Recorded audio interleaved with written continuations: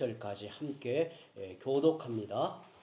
그때 히스기야가 병들어 죽게 되매 아모스의 아들 선지자 이사야가 그에게 나와서 그에게 이르되 여호와의 말씀이 너는 집을 정리하라 너가 죽고 살지 못하리라 하셨나이다. 히스기야가 낯을 벽으로 향하고 여호와께 기도하여 이르되 여호와여 구하오니 내가 진실과 전심으로 주 앞에 행하며 주께서 보시기에 선하게 행한 것을 기억하옵소서 하고 히스기야가 심히 통곡하더라. 이사야가 성 가운데까지도 이르기 전에 여호와의 말씀이 그에게 임하여 이르시되 너는 돌아가서 내 백성의 주권자 히스기야에게 이르기를 왕의 조상 다윗의 하나님 여호와의 말씀이 내가 내 기도를 들었고 내 눈물을 보았노라. 내가 너를 낫게 하리니 너가 3일 만에 여호와의 성전에 올라가겠고 내가 내 날에 15년을 더할 것이며 내가 너와 이 성을 아수르 왕의 손에서 구원하고 내가 나를 위하고 또 내 종 다윗을 위하여 이 성을 보호하리라 하셨다 하라 하셨더라. 이사야가 이르되 모아가 반죽을 가져오라 하며 무리가 가져다가 그 상처에 놓으니 나오니라. 히스기야가 이사야에게 이르되 여호와께서 나를 낫게 하시고 3일 만에 여호와의 성전에 올라가게 하실 무슨 징표가 있나이까 하니 이사야가 이르되 여호와께서 하신 말씀을 응하게 하실 일에 대하여 여호와께로부터 왕에게 한 징표를 임하리이다. 해 그림자가 10도를 나아갈 것이니까 혹 10도를 물러갈 것이니까 하니 히스기야가 대답하되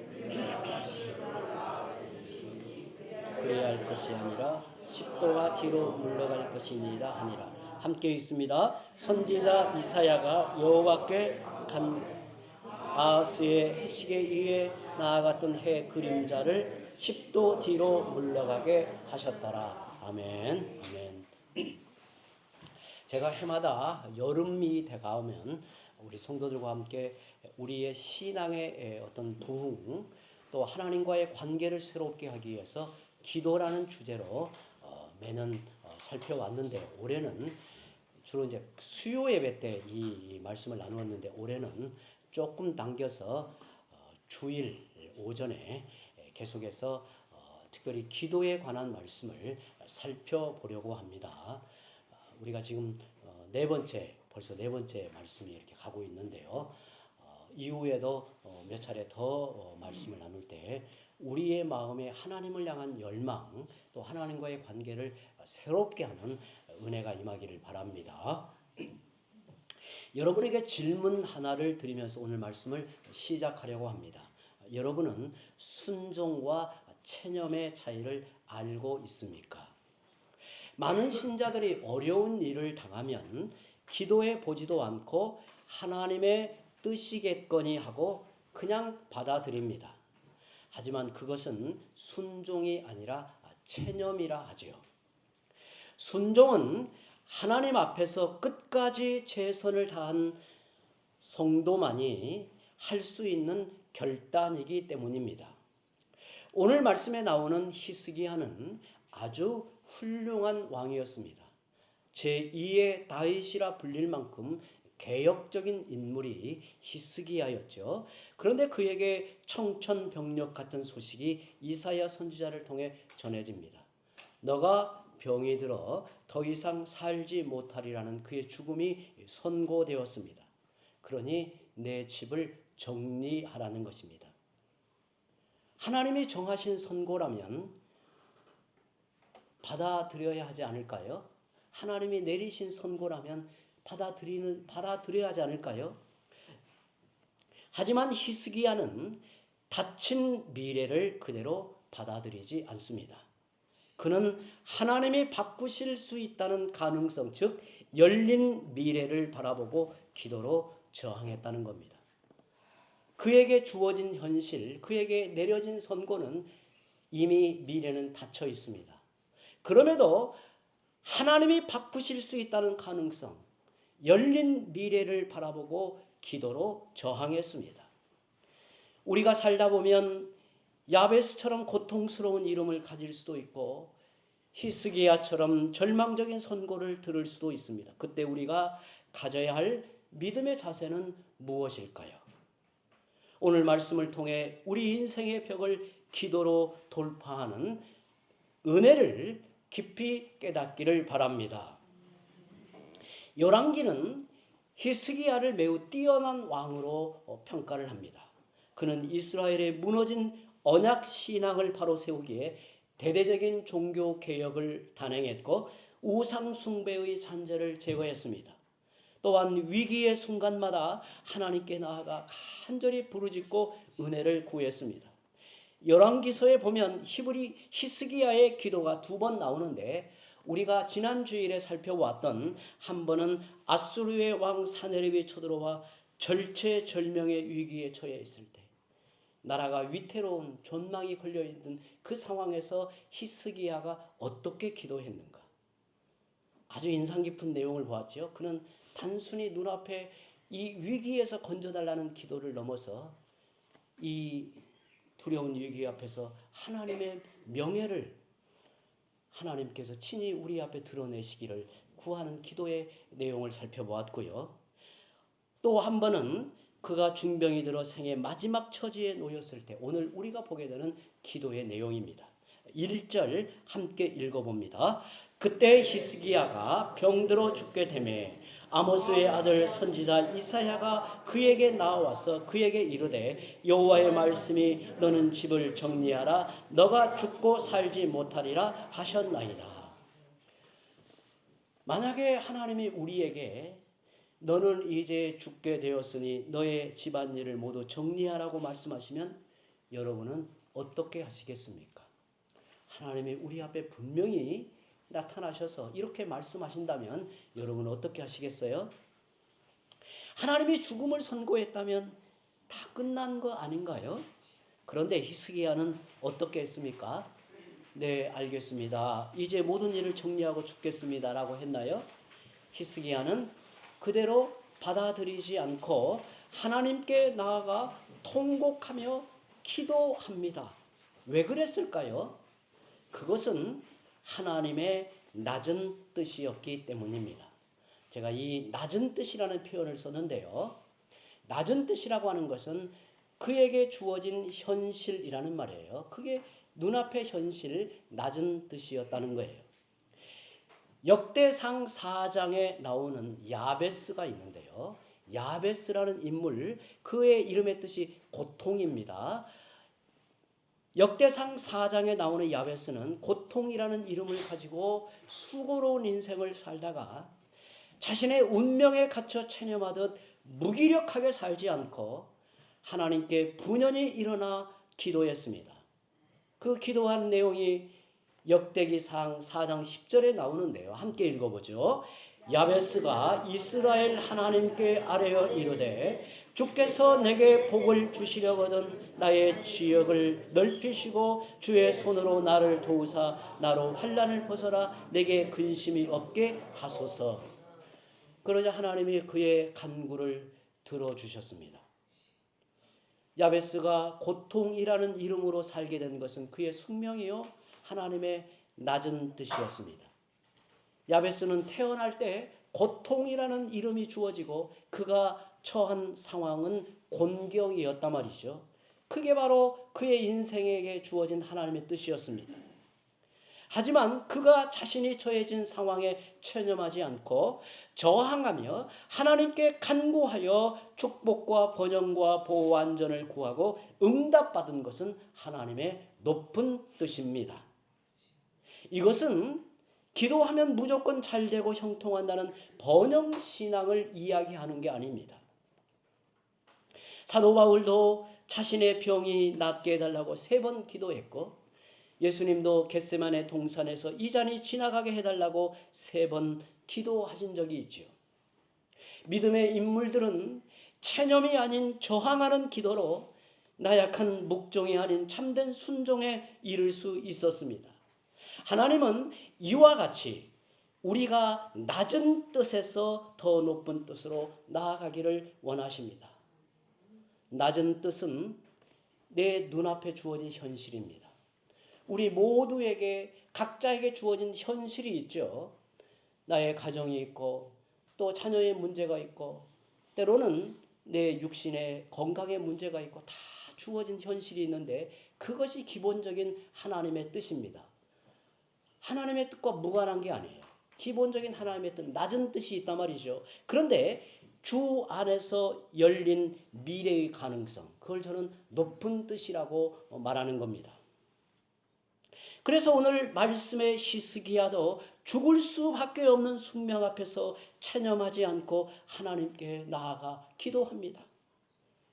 우리는 자주 눈앞에 벌어진 상황에 안주하여 그저 하나님의 뜻이겠거니 하고 체념부터 합니다. 기도해도 아무 소용없을 것이라고 생각하면서 기도할 때도 있습니다. 그러나 기도는 이런 불신을 뛰어넘어야 합니다. 기도하면 모든 상황이 바뀔 것처럼 간절히 기도하는 게 중요합니다. 때로는 우리 마음에 일어나는 의심, 또 내 마음에 갇혀있는 어떤 한계, 그것을 떨쳐내고 내가 하나님 앞에 기도하면 하나님은 내 인생의 모든 상황을 반전하실 것이다. 모든 상황이 바뀔 것처럼 간절히 기도하는 게 중요하단 말이에요. 그리고 기도한 후에 내게 주어지는 모든 일은 하나님의 뜻대로 된 것이라고 믿음으로 받아들이십시오. 사무엘하 12장에는 다윗이 밧세바와 간음하여 낳은 아들을 하나님이 치셔서 심히 앓는 장면이 나옵니다. 그때 다윗이 어떻게 기도합니까? 다윗은 먼저 아들이 낫게 해달라고 금식하며 간절히 기도합니다. 신하가 말리고 일어나 음식을 먹으라 해도 그는 금식하며 하나님 앞에 울부짖어요. 이 아이를 살려달라고 간절히 구합니다. 다윗은 하나님이 긍휼히 여겨 아이를 낫게 하실 수 있다는 가능성에 마음을 열고 기도했습니다.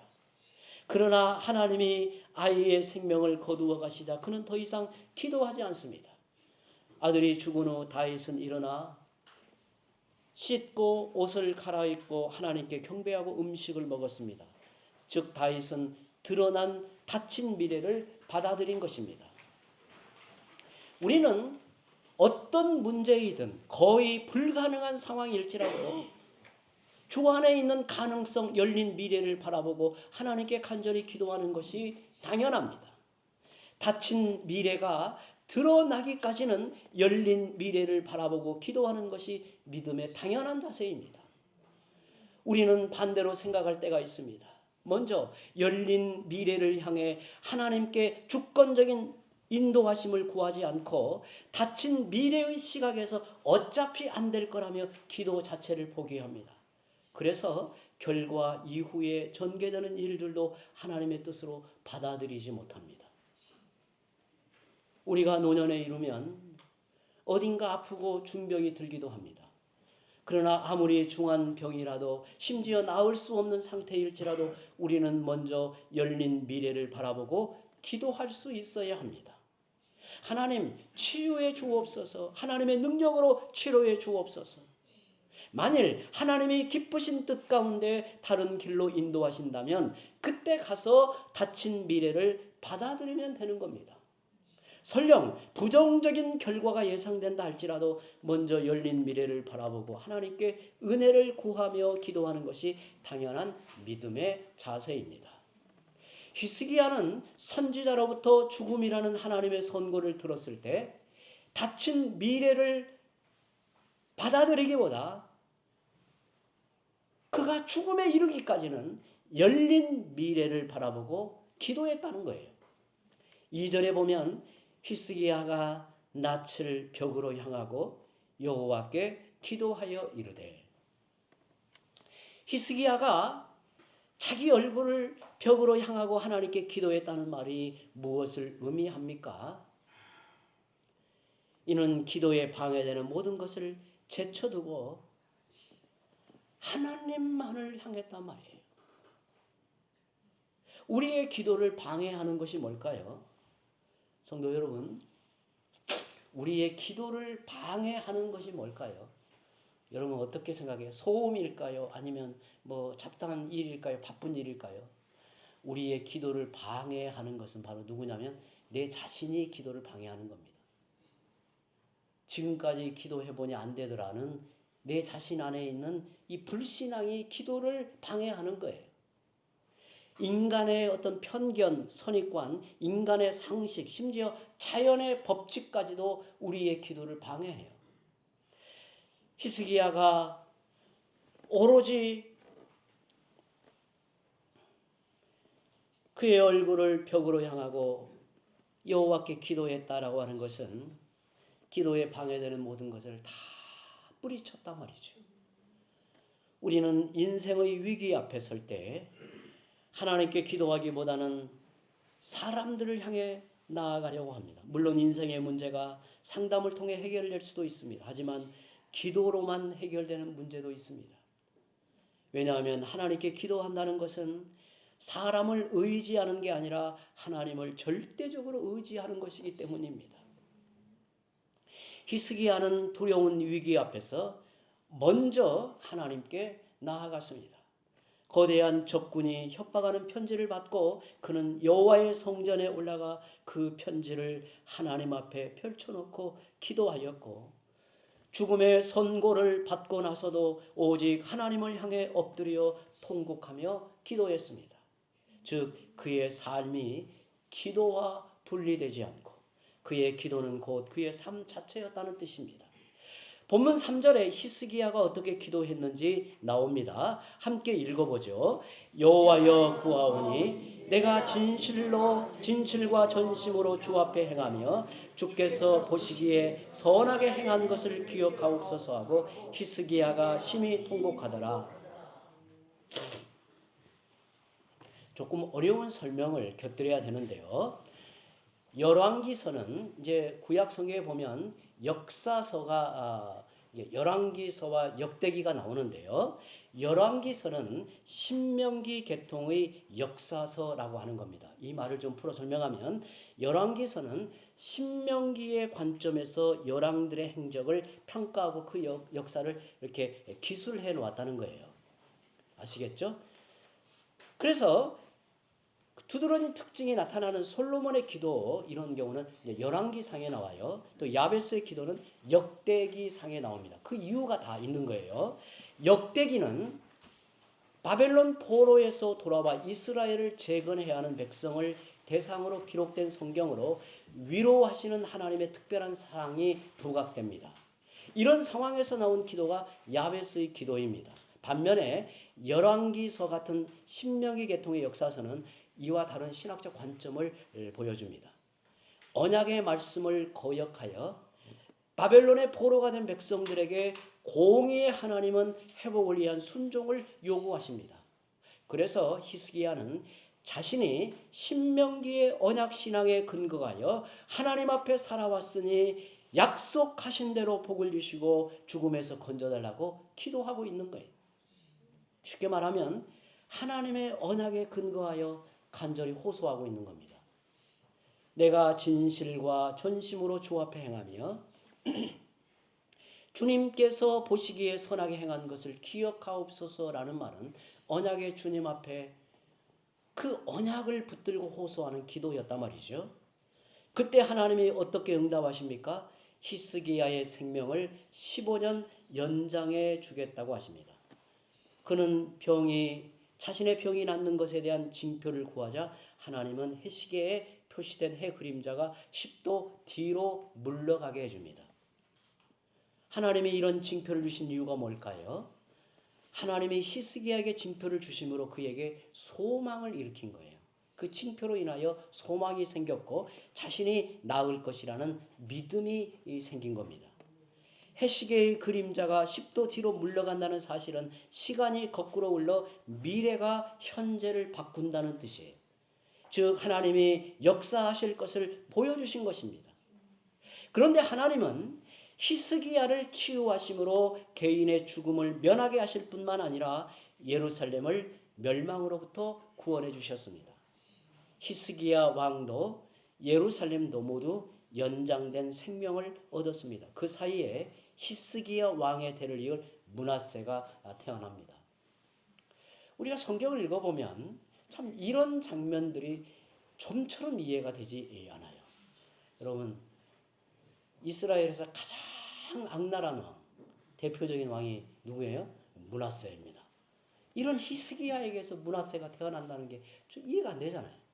그런데 하나님의 손길이 이렇게 다 작용하는 겁니다. 그런데 여러분, 우리 인생에서는 언제나 그 다음이 중요합니다. 저는 목회자로서 목회를 시작하여 목회의 과정을 지나서 이제 목회의 중반 그리고 중반에 이르러 은퇴하는데요. 항상 우리 인생이라고 하는 것은 모두에게 그 다음이 중요해요. 은혜를 받은 이후에 삶이 중요하단 말이에요. 사람이 은혜로 성공도 하고 형통도 하고 은혜로 그의 이름이 커지기도 하고 그 이후에가 이제 중요한 거예요.